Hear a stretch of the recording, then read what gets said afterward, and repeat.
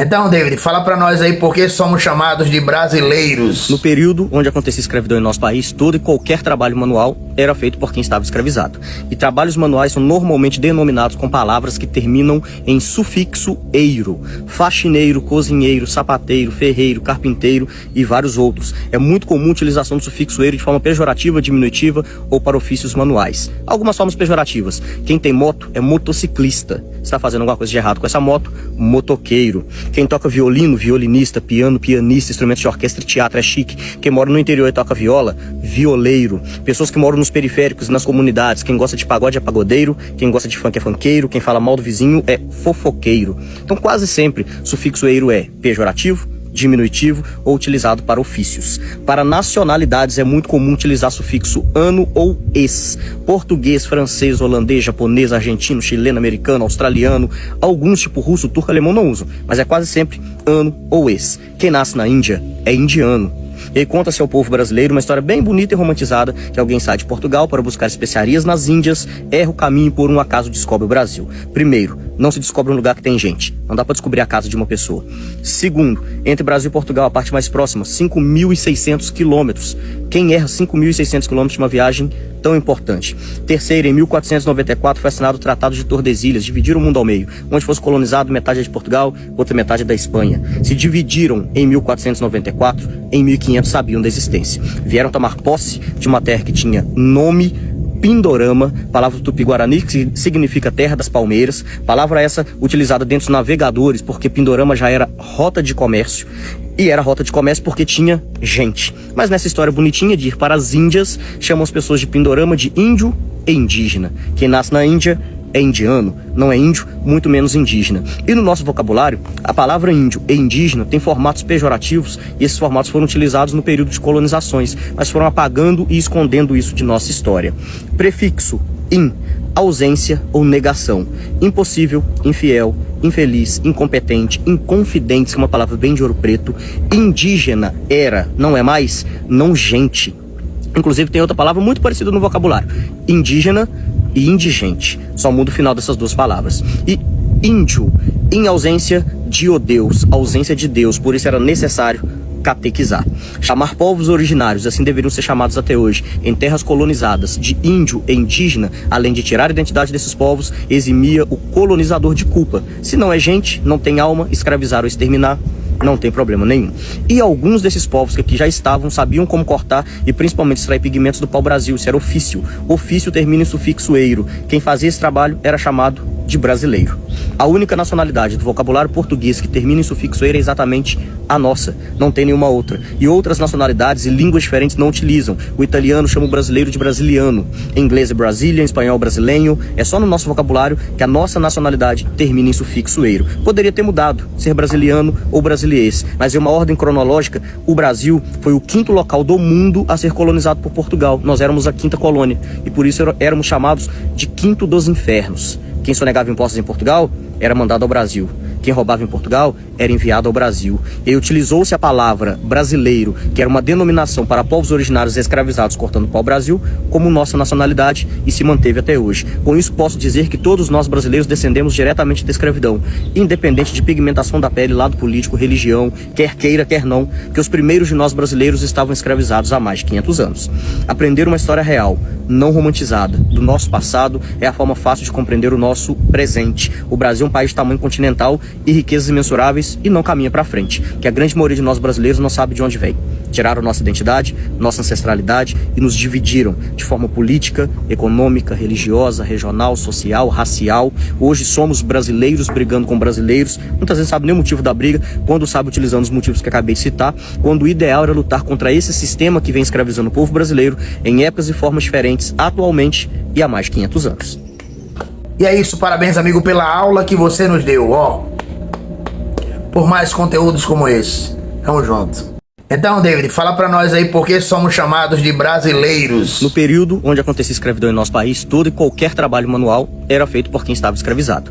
E trabalhos manuais são normalmente denominados com palavras que terminam em sufixo eiro. Faxineiro, cozinheiro, sapateiro, ferreiro, carpinteiro e vários outros. É muito comum a utilização do sufixo eiro de forma pejorativa, diminutiva ou para ofícios manuais. Algumas formas pejorativas. Quem tem moto é motociclista. está fazendo alguma coisa de errado com essa moto, motoqueiro. Quem toca violino, violinista, piano, pianista, instrumentos de orquestra e teatro é chique. Quem mora no interior e toca viola, violeiro. Pessoas que moram nos periféricos e nas comunidades, quem gosta de pagode é pagodeiro, quem gosta de funk é funkeiro, quem fala mal do vizinho é fofoqueiro. Então quase sempre o sufixo eiro é pejorativo, diminutivo ou utilizado para ofícios. Para nacionalidades é muito comum utilizar sufixo ano ou es. Português, francês, holandês, japonês, argentino, chileno, americano, australiano, alguns tipo russo, turco, alemão não usam, mas é quase sempre ano ou es. Quem nasce na Índia é indiano.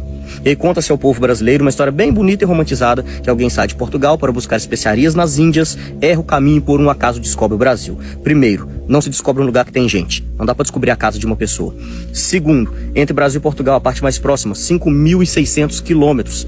Quem erra 5.600 quilômetros de uma viagem tão importante? Terceiro, em 1494 foi assinado o Tratado de Tordesilhas, dividiram o mundo ao meio. Onde fosse colonizado, metade é de Portugal, outra metade é da Espanha. Se dividiram em 1494, em 1500 sabiam da existência. Vieram tomar posse de uma terra que tinha nome Pindorama, palavra do Tupi-Guarani, que significa terra das palmeiras, palavra essa utilizada dentro dos navegadores, porque Pindorama já era rota de comércio, e era rota de comércio porque tinha gente. Mas nessa história bonitinha de ir para as Índias, chamam as pessoas de Pindorama de índio e indígena. Quem nasce na Índia é indiano, não é índio, muito menos indígena. E no nosso vocabulário, a palavra índio e indígena tem formatos pejorativos, e esses formatos foram utilizados no período de colonizações, mas foram apagando e escondendo isso de nossa história. Prefixo in, ausência ou negação. Impossível, infiel, infeliz, incompetente, inconfidente, que é uma palavra bem de Ouro Preto. Indígena, era, não é mais, não gente. Inclusive tem outra palavra muito parecida no vocabulário, indígena e indigente. Só muda o final dessas duas palavras. E índio, em ausência de o Deus, ausência de Deus, por isso era necessário catequizar. Chamar povos originários, assim deveriam ser chamados até hoje, em terras colonizadas, de índio e indígena, além de tirar a identidade desses povos, eximia o colonizador de culpa. Se não é gente, não tem alma, escravizar ou exterminar, não tem problema nenhum. E alguns desses povos que aqui já estavam sabiam como cortar e principalmente extrair pigmentos do pau-brasil. Isso era ofício. Ofício termina em sufixo eiro. Quem fazia esse trabalho era chamado de brasileiro. A única nacionalidade do vocabulário português que termina em sufixo eiro é exatamente a nossa. Não tem nenhuma outra. E outras nacionalidades e línguas diferentes não utilizam. O italiano chama o brasileiro de brasiliano. Em inglês é Brazilian, em espanhol brasileiro. É só no nosso vocabulário que a nossa nacionalidade termina em sufixo eiro. Poderia ter mudado, ser brasiliano ou brasileiro. Mas em uma ordem cronológica, o Brasil foi o 5º local do mundo a ser colonizado por Portugal. Nós éramos a 5ª colônia e por isso éramos chamados de 5º dos infernos. Quem sonegava impostos em Portugal era mandado ao Brasil. Quem roubava em Portugal era enviado ao Brasil. E utilizou-se a palavra brasileiro, que era uma denominação para povos originários escravizados cortando o pau-brasil, como nossa nacionalidade e se manteve até hoje. Com isso posso dizer que todos nós brasileiros descendemos diretamente da escravidão, independente de pigmentação da pele, lado político, religião, quer queira, quer não, que os primeiros de nós brasileiros estavam escravizados há mais de 500 anos. Aprender uma história real, não romantizada, do nosso passado é a forma fácil de compreender o nosso presente. O Brasil é um país de tamanho continental e riquezas imensuráveis e não caminha para frente, que a grande maioria de nós brasileiros não sabe de onde vem. Tiraram nossa identidade, nossa ancestralidade e nos dividiram de forma política, econômica, religiosa, regional, social, racial. Hoje somos brasileiros brigando com brasileiros, muitas vezes sabe nem o motivo da briga, quando sabe utilizando os motivos que acabei de citar, quando o ideal era lutar contra esse sistema que vem escravizando o povo brasileiro em épocas e formas diferentes atualmente e há mais de 500 anos. E é isso, parabéns amigo pela aula que você nos deu, ó. Por mais conteúdos como esse. Tamo junto. Então, David, fala pra nós aí por que somos chamados de brasileiros. No período onde acontecia escravidão em nosso país, todo e qualquer trabalho manual era feito por quem estava escravizado. E trabalhos manuais são normalmente denominados com palavras que terminam em sufixo eiro. Faxineiro, cozinheiro, sapateiro, ferreiro, carpinteiro e vários outros. É muito comum a utilização do sufixo eiro de forma pejorativa, diminutiva ou para ofícios manuais. Algumas formas pejorativas. Quem tem moto é motociclista. Está fazendo alguma coisa de errado com essa moto, motoqueiro. Quem toca violino, violinista, piano, pianista, instrumentos de orquestra e teatro é chique. Quem mora no interior e toca viola, violeiro. Pessoas que moram nos periféricos e nas comunidades, quem gosta de pagode é pagodeiro, quem gosta de funk é funkeiro, quem fala mal do vizinho é fofoqueiro. Então quase sempre o sufixo eiro é pejorativo, diminutivo ou utilizado para ofícios. Para nacionalidades é muito comum utilizar sufixo ano ou es. Português, francês,